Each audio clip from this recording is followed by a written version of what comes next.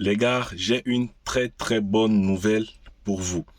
L'immigration au Nouveau-Brunswick. Le Nouveau-Brunswick vient de relancer les déclarations d'intérêt ou plutôt le volet l'immigration à travers le volet initiative stratégique, l'immigration francophone. Donc, nouveau programme d'immigration donc en 2024, car vous devez savoir que ce volet avait été fermé ou plutôt suspendu début 2023 parce que ils estimaient qu'il y avait déjà assez de francophones dans la région.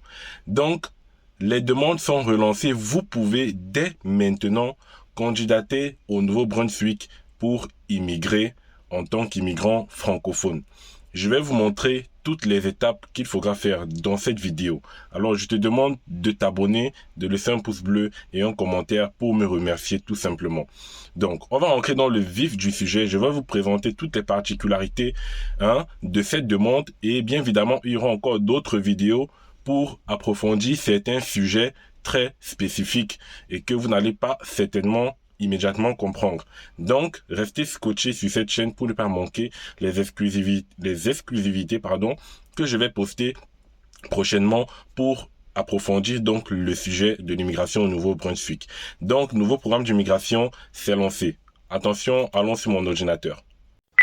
Voilà donc, dans la continuité de ce que je vous disais, vous allez découvrir ici ce nouveau programme d'immigration, ou plutôt un programme d'immigration qui a été relancé par le gouvernement du Nouveau-Brunswick et qui vous permettra d'immigrer, de déposer une déclaration d'intérêt et de tout simplement venir au Canada en tant qu'immigrant francophone. Vous allez voir que c'est une très bonne nouvelle pour beaucoup de personnes. Beaucoup de personnes sont ravies de cette nouvelle parce qu'il y a certains qui avaient commencé à déposer des demandes en début 2023, mais au final, le gouvernement avait décidé de suspendre tout cela. Donc, certains peut-être d'entre vous ont vécu cette situation-là. Donc, sachez que maintenant, vous pouvez redéposer des demandes d'immigration au Nouveau-Brunswick. Allez, on va tout simplement venir écrire ici programme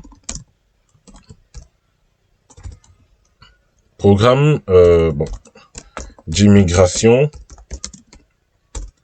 Bon, c'est important de préciser programme d'immigration francophone au Nouveau-Brunswick. Donc, si tu es francophone, sache que tu peux immigrer au Nouveau-Brunswick. Allez, on fait ça. Donc, une fois qu'on a fait ça, voilà, on voit ici volet des programmes d'immigration du Nouveau-Brunswick. Voilà. Donc, volet des programmes d'immigration au Nouveau-Brunswick. Après, vous avez d'autres sites. Donc, on va cliquer ici, volet des programmes d'immigration du Nouveau-Brunswick. Voilà, donc ici, vous avez donc les volets de l'immigration au Nouveau-Brunswick. Et ce qui nous intéresse, c'est ici le volet initiative stratégique du Nouveau-Brunswick. On va cliquer dessus.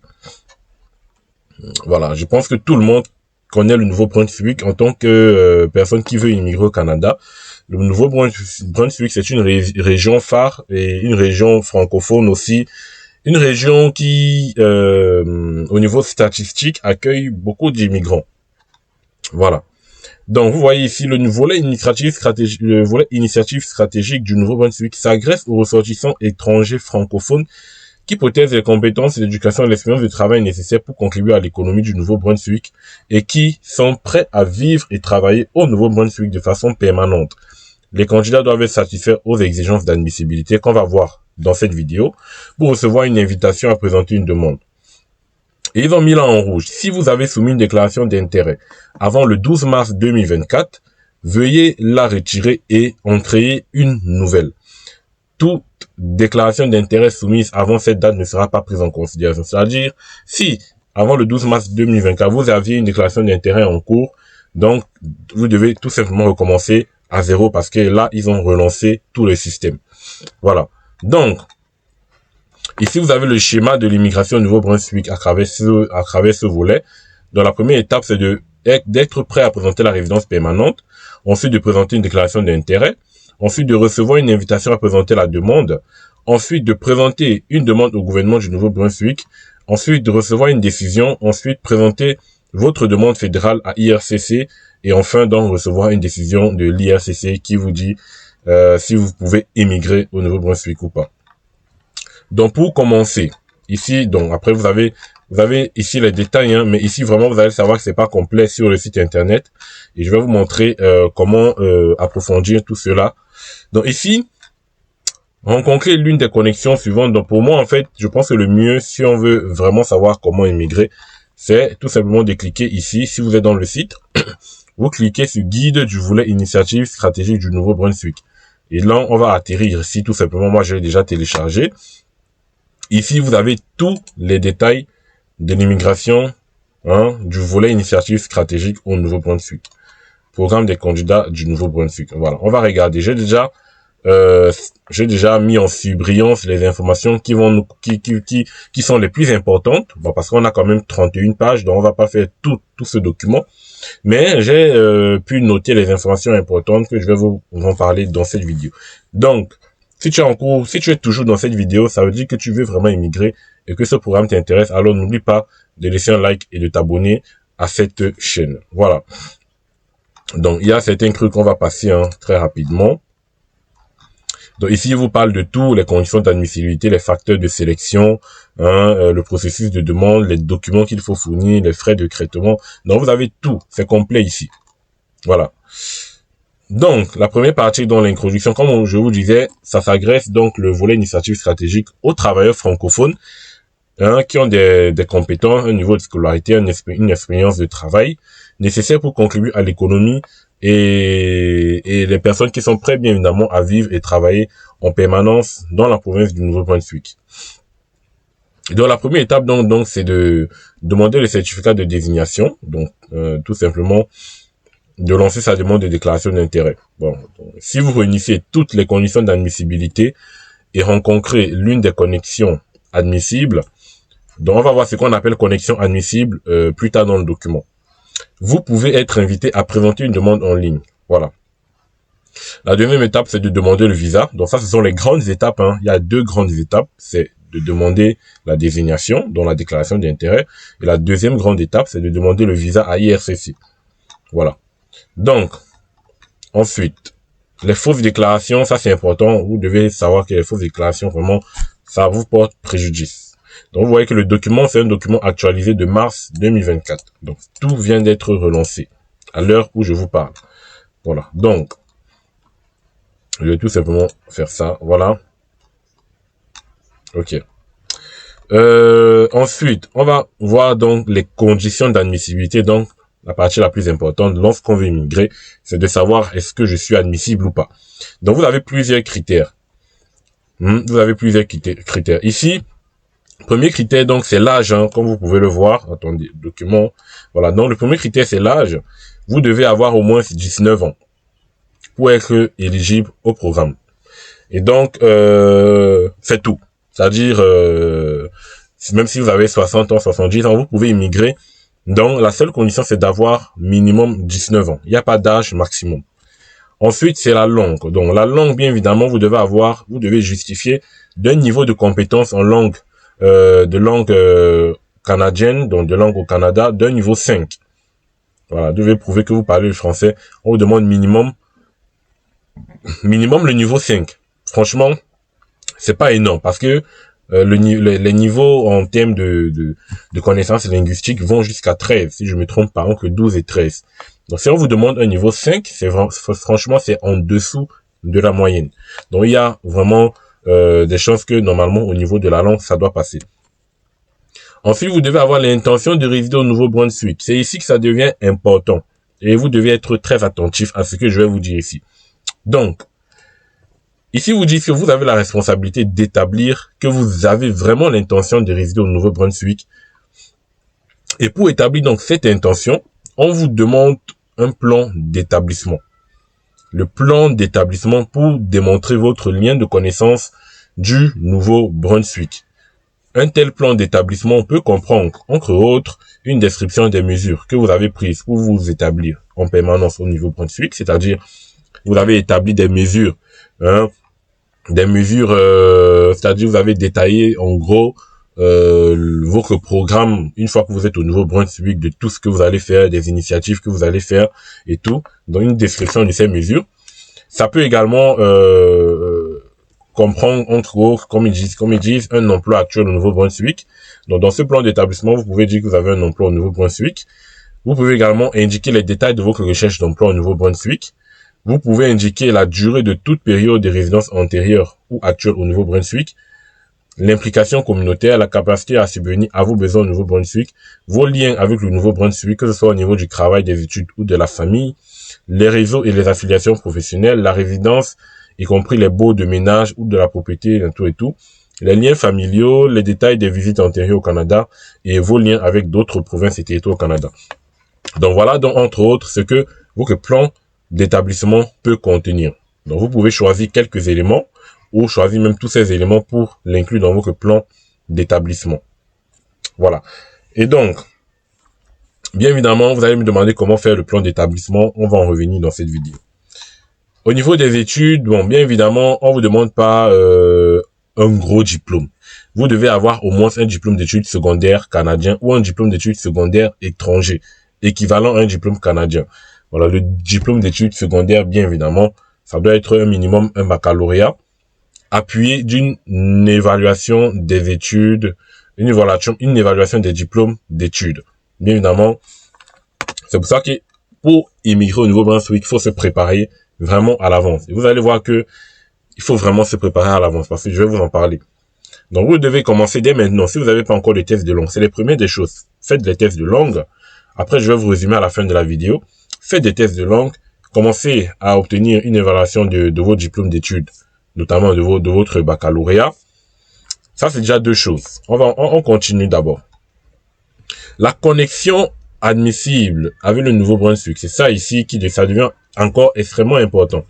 Vous pouvez pas émigrer si vous n'avez pas de connexion avec le Nouveau-Brunswick. Pour être admissible dans le cadre d'une initiative stratégique, vous devez rencontrer l'une des trois connexions ci-dessous. 1. Vous devez avoir soit une visite exploratoire en personne, soit avoir un emploi ou une offre d'emploi à temps plein auprès d'un employeur du Nouveau-Brunswick, soit en ce qui concerne les priorités du Nouveau-Brunswick. Voilà. Donc on va savoir, je vais vous dire ce que vous dites priorité, mais vraiment les deux plus importantes connexions, c'est la visite exploratoire ou d'avoir une offre d'emploi. Donc si vous avez une offre d'emploi, vous n'avez plus besoin de visite exploratoire. Et si vous avez fait une visite exploratoire, vous n'avez plus besoin d'avoir une offre d'emploi. Maintenant, en ce qui concerne la visite exploratoire, c'est écrit ici et c'est bien détaillé. Si vous prévoyez vivre et travailler au Nouveau-Brunswick, il vous sera utile de visiter la province. Ça, c'est important pour établir la connexion. Et voilà. Cela vous permettra d'explorer les possibilités d'emploi et dans le cadre de votre demande, d'obtenir des points pour votre capacité d'adaptation.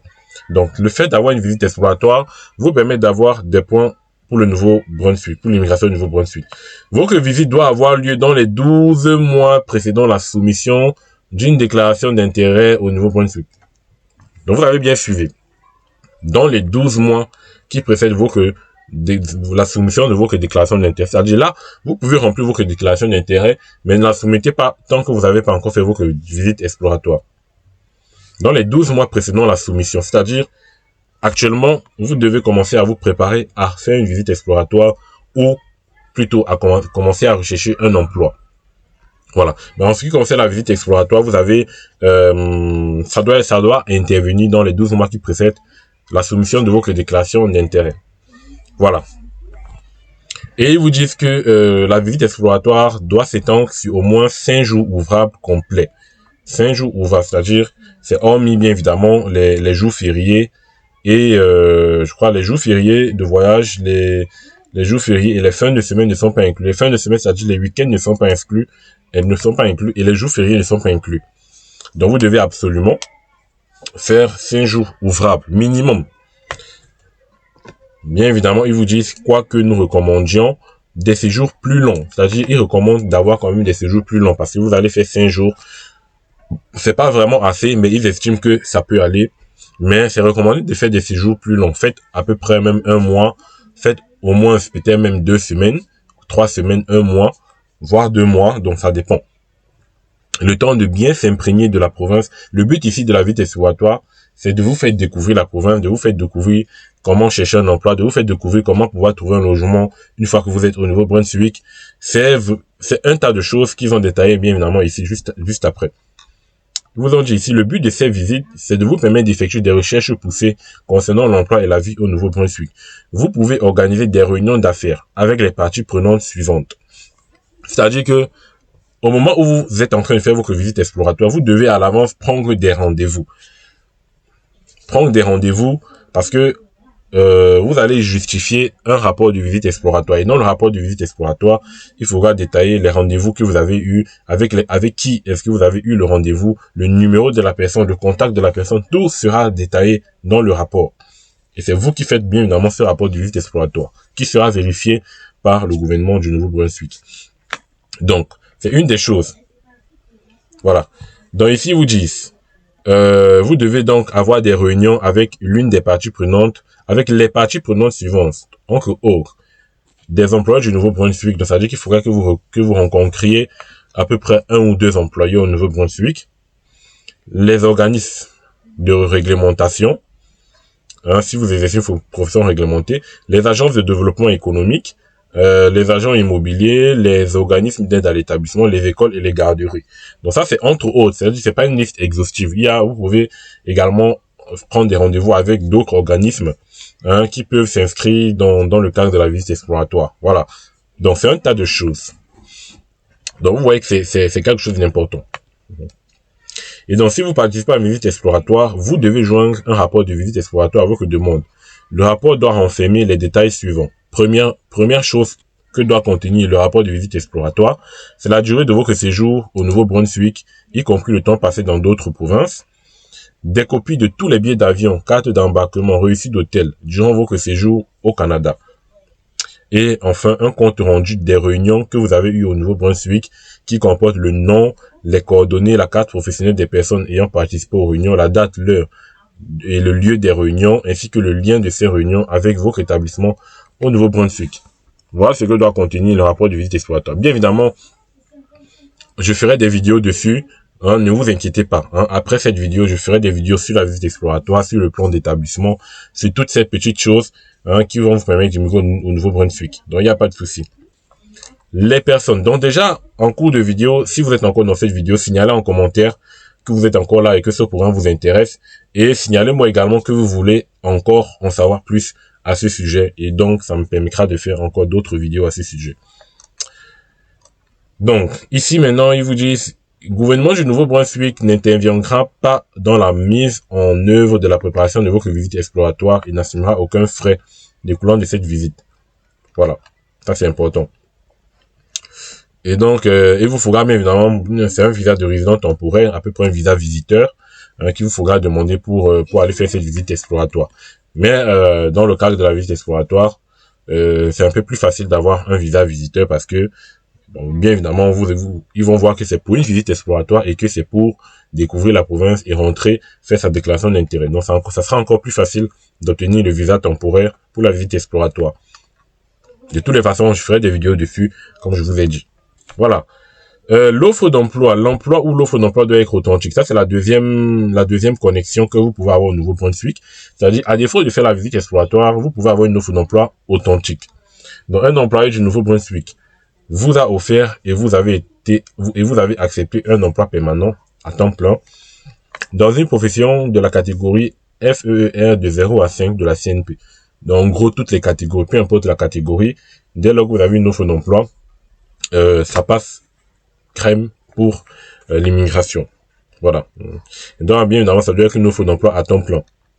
Et donc, ici, un détail important, le salaire doit être concurrentiel. Il ne faut pas qu'on vous sous-paye pour l'immigration au Nouveau-Brunswick.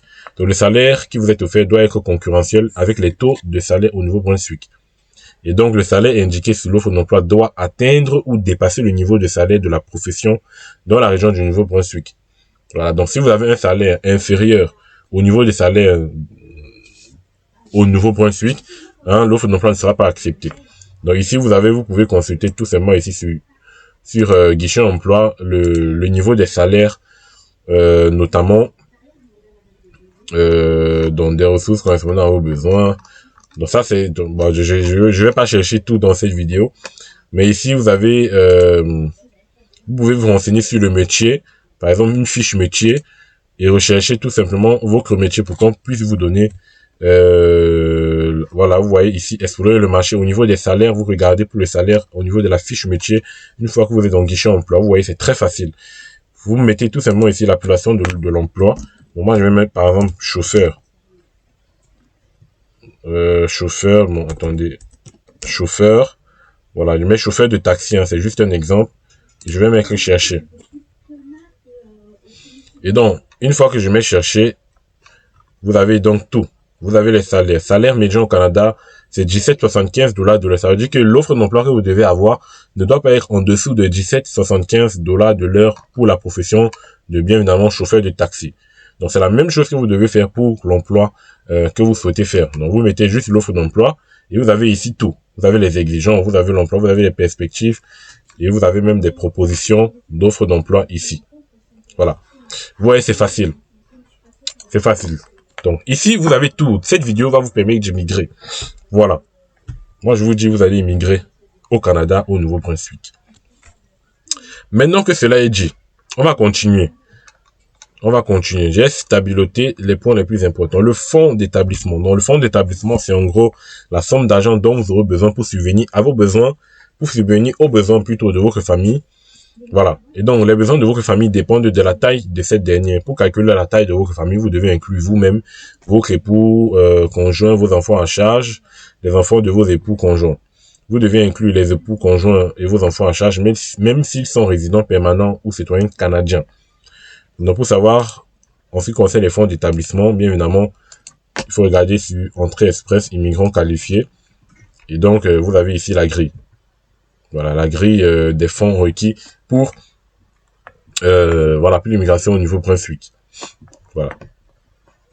Ensuite, donc, on revient donc sur notre document. Donc, votre dossier sera donc pour le plan d'établissement. Donc, voilà, ça c'est le plan d'établissement. Ça c'était les fonds d'établissement, dont la somme d'argent. Maintenant, il y a aussi ce qu'on appelle le plan d'établissement.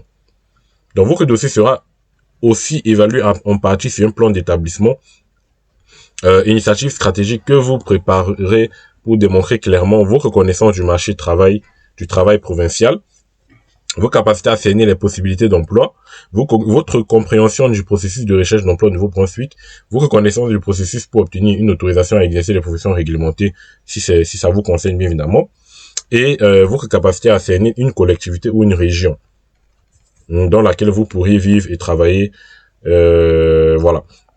Et ils vous disent que le plan d'établissement diffère du rapport de visite exploratoire parce que vous voyez, vous allez constater que ça se rassemble un peu. Il y a des critères, hein, des thèmes similaires, mais les deux documents pourraient contenir des éléments communs. Donc c'est ce qu'ils ont dit. Donc il y a des éléments communs, mais voilà. Donc vous devez faire quand même les deux documents à part.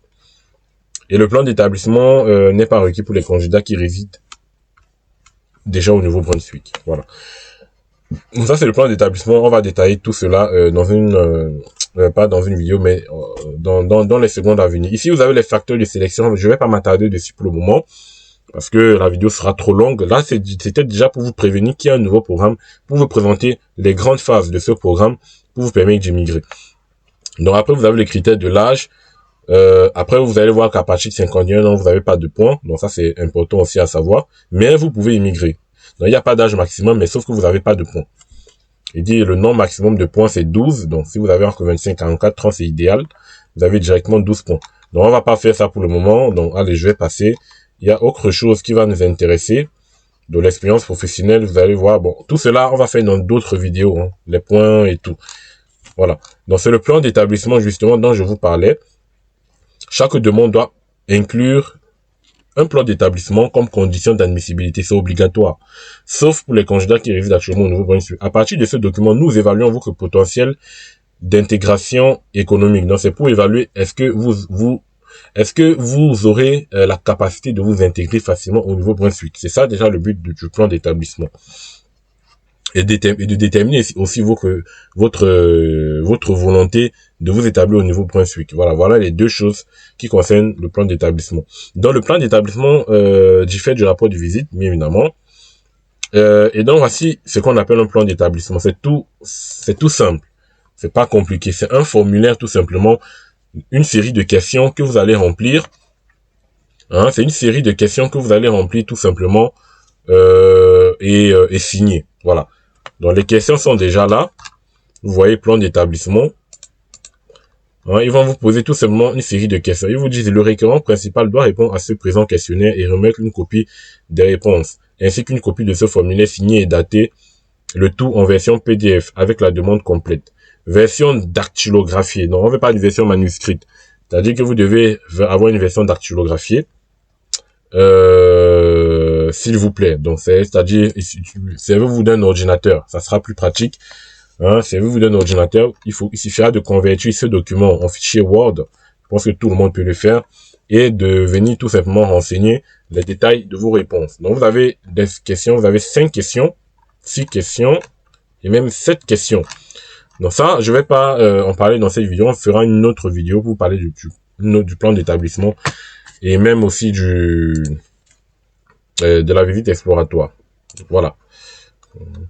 Ensuite, qu'est-ce qu'il y a d'autre? Non, ici, vous avez maintenant... donc là, on vient de parler des plus grandes phases de la procédure.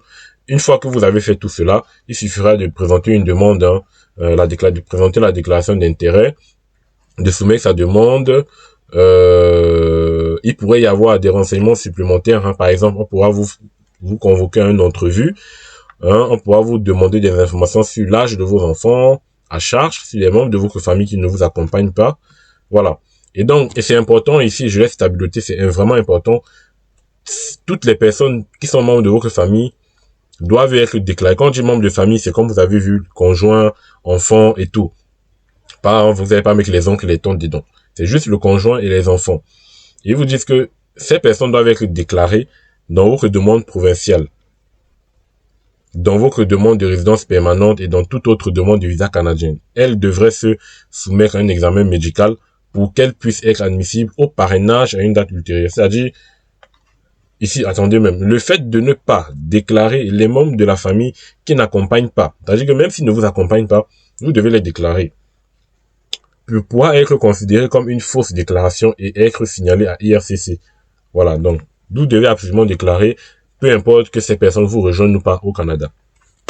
Pourquoi cela? Parce que bien évidemment, ça facilitera en fait le parrainage plus tard. Ils font ça, c'est pour votre bien, c'est pas pour savoir le nombre de personnes que vous avez à votre charge, mais c'est vraiment pour que plus tard, une fois que vous êtes déjà établi au Nouveau-Brunswick, vous êtes déjà résident permanent, vous allez tout simplement faire un parrainage pour votre femme, pour vos enfants, et ils pourront venir facilement au Canada. Vous voyez, c'est plus dans cet objectif de réunir la famille. Voilà. Et donc, je pense que c'était le dernier point. Ensuite, donc, bon, bien évidemment, la 5e étape, c'est d'attendre la décision, de soumettre la demande. Une fois que vous avez l'accord, l'approbation de la demande du Nouveau-Brunswick, vous allez soumettre donc la demande maintenant à IRCC, la demande de résidence permanente, et enfin attendre la décision. Donc ici, vous avez la liste des contrôles des documents qu'on fera également dans une vidéo séparée. Donc les gars, je viens de vous présenter là à présent les grandes phases de la procédure. Donc, vous voyez qu'il y a beaucoup de choses à faire au préalable avant de venir créer un compte pour déclarer, pour faire sa déclaration d'intérêt. Hein.